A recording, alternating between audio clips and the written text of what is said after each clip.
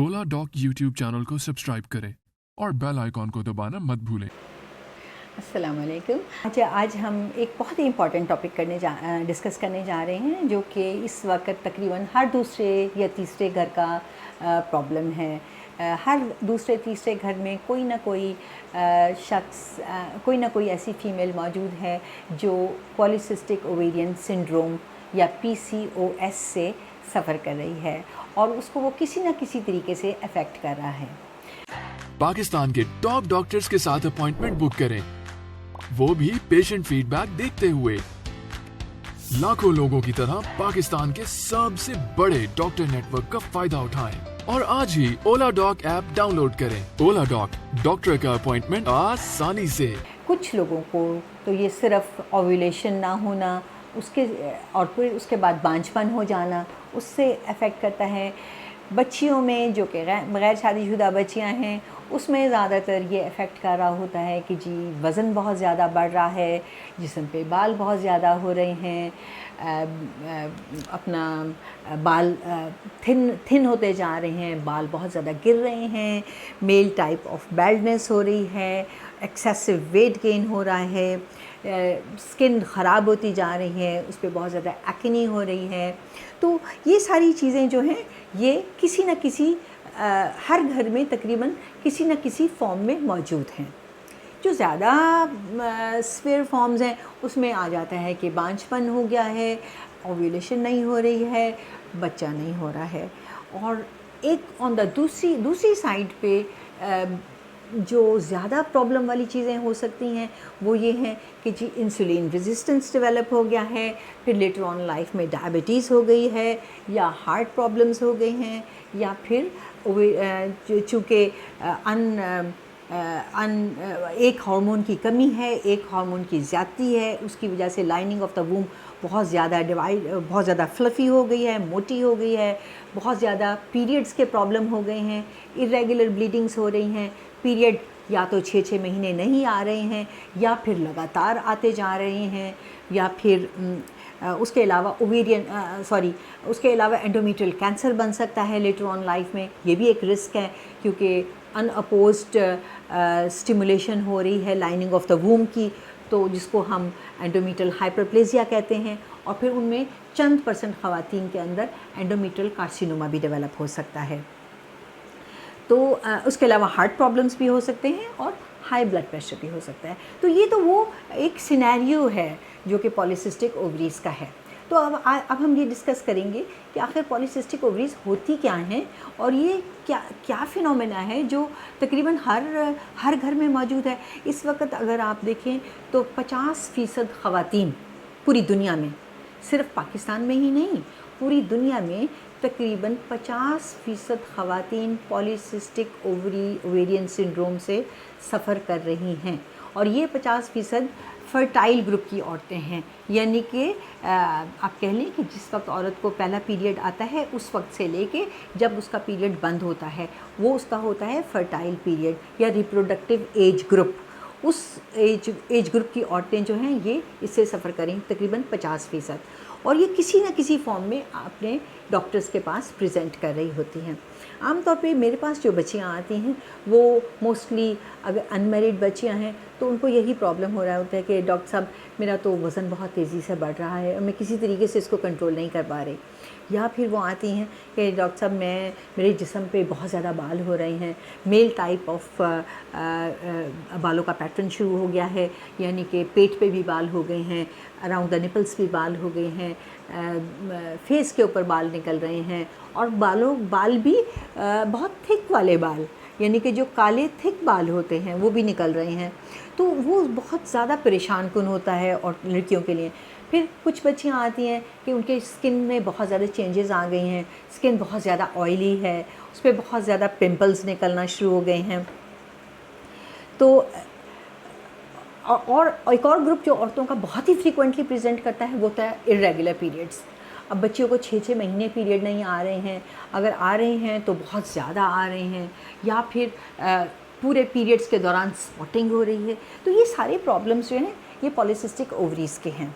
अच्छा, polycystic ovaries क्या होती हैं? ये बहुत इम्पॉर्टेंट, अगर आप इस लफ्ज़ को ब्रेक करें तो ये है पॉली, पॉली का मतलब है बहुत ज़्यादा, और सिस्टिक इसका मतलब है छोटी सी सिस्ट या थैली।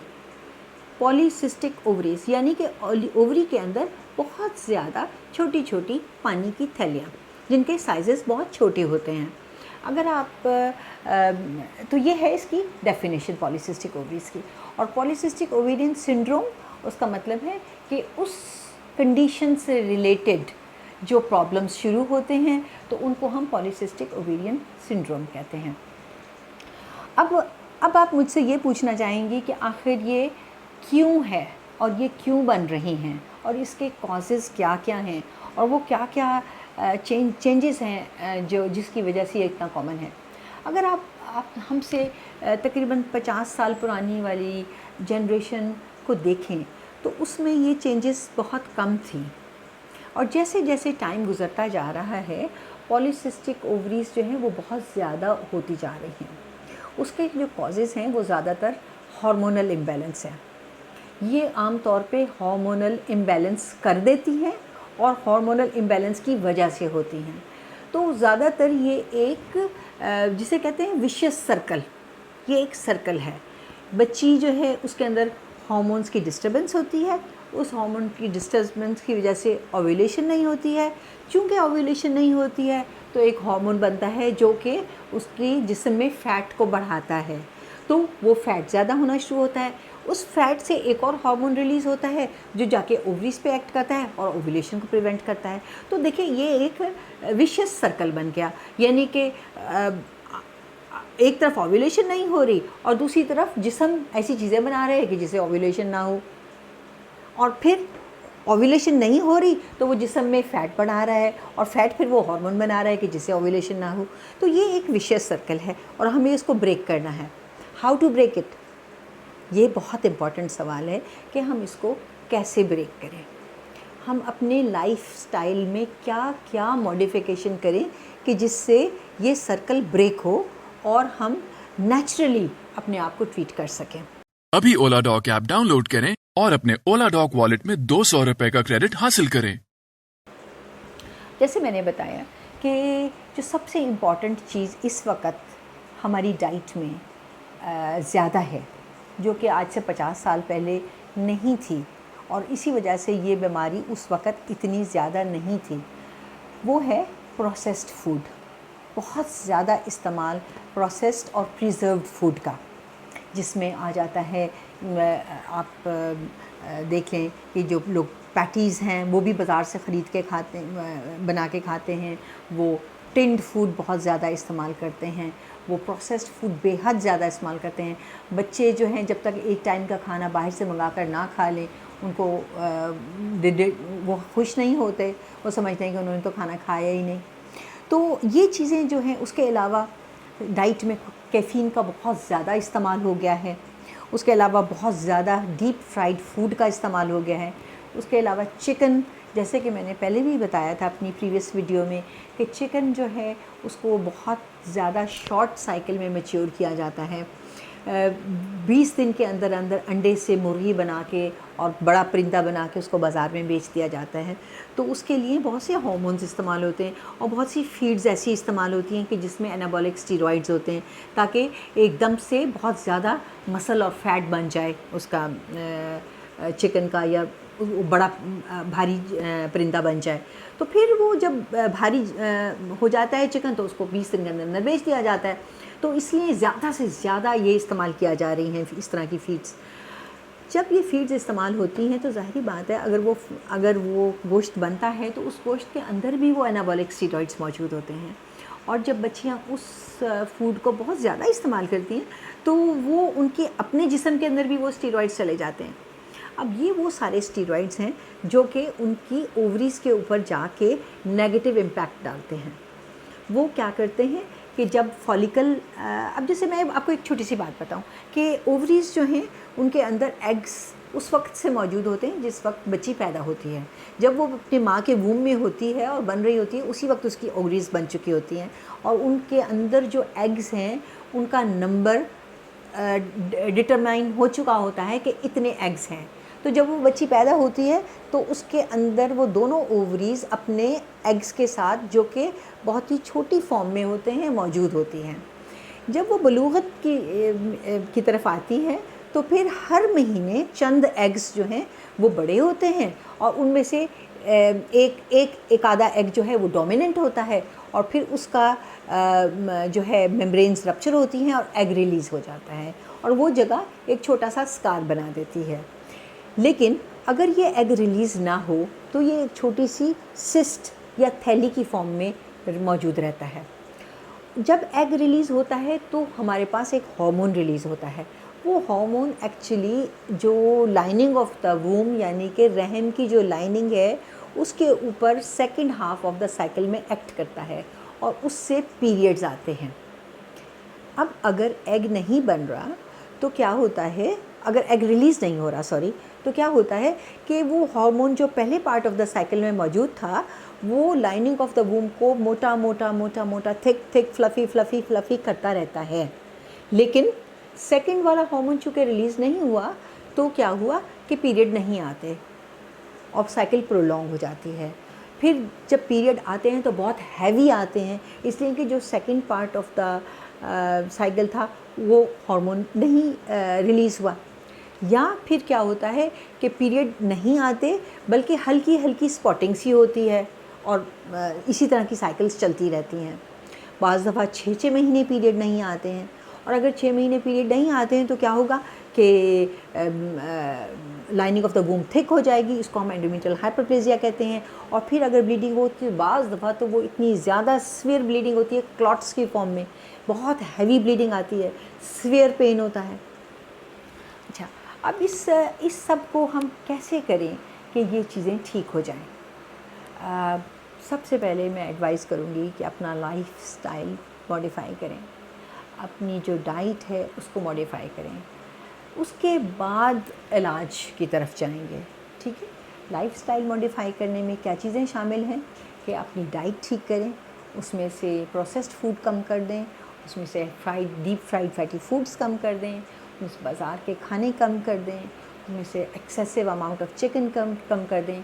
अपनी डाइट में fresh vegetables, fresh green leafy vegetables, दालें, लेग्यूम्स, ब्रोकली, हरी वेजिटेबल्स जो कि हैं उनको इस्तेमाल करना शुरू करें। बहुत ज़्यादा फ्राई करके वेजिटेबल्स को ना पकाएं। जितना आप एंटीऑक्सीडेंट अपनी फूड में इस्तेमाल करेंगे उतना ही ज़्यादा चांसेस हैं कि आप नेचुरल ओव्यूलेशन की तरफ चले जाएंगे और पॉलीसिस्टिक ओवरीज जो हैं वो ठीक होना शुरू हो जाएंगी। हमारे पास बहुत कुदरत की चीज़ें हैं, बहुत ही ज़्यादा कुदरती चीज़ें हैं जो कि आपको हेल्प कर सकती हैं अपनी ओव्यूलेशन को रेगुलेट करने में।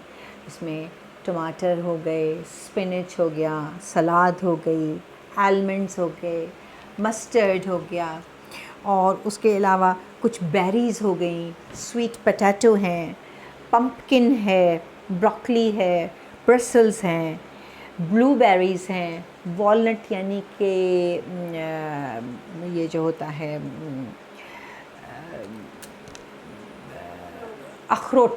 अखरोट है, उसके अलावा शिमला मिर्च है। ये सारी चीज़ें इतनी अच्छी हैं आपकी डाइट के लिए, इनको अपनी डाइट का हिस्सा बनाएं। कैफ़ीन को अपनी डाइट में से कम कर दें। अगर आप चाय बहुत ज़्यादा पीती हैं उसको कम कर दें। स्किम्ड डेयरी प्रोडक्ट्स अगर आप यूज़ करती हैं तो उनको कम करके आप फुल फैट वाला प्रोडक्ट्स यूज़ करें और उन कैलोरीज़ को, वो हाई कैलोरीज़ है चूँकि, तो उसको आप अपने उसमें अपना जो कैलोरी काउंट है उसमें इस्तेमाल करें। तो उससे आप मोटी भी नहीं होंगी और आपके अंदर अच्छी जो प्रोटीन्स हैं, अच्छे फैट्स जो हैं वो जाना शुरू हो जाएंगे। तो उससे क्या होगा कि आप जो इंसुलिन रेजिस्टेंस डेवलप कर रही थी, जिसकी वजह से आपका पेनक्रियास भी काम करना बंद कर रहा था, जिसकी वजह से आपको ख़दशा है कि आप लेटर ऑन लाइफ में डायबिटीज़ डेवलप कर लेंगी, वो भी चांसेस कम हो जाएंगे। इसके अलावा डाइट में जो चीज़ें अवॉइड करने वाली हैं वो आपका निशास्ते वाली चीज़ें हैं, जैसे कि वाइट ब्रेड हो गई, फिर मफ़िन्स हो गए, फिर ब्रेकफास्ट पेस्ट्रीज़ हो गई, बहुत ज़्यादा शुगर वाले फूड्स हो गए, केक्स हो गए, पेस्ट्रीज़, पास्टेज़, ये सारी चीज़ें जो हैं आप अवॉइड करें। अच्छा, उसके बाद क्या चीज़ें हैं जो आप बाज़ार से सप्लीमेंट्स की फॉर्म में ले सकते हैं जो कि आपको हेल्प कर सकती हैं। उनमें एक बहुत इम्पॉर्टेंट चीज़ है इनोसिटॉल।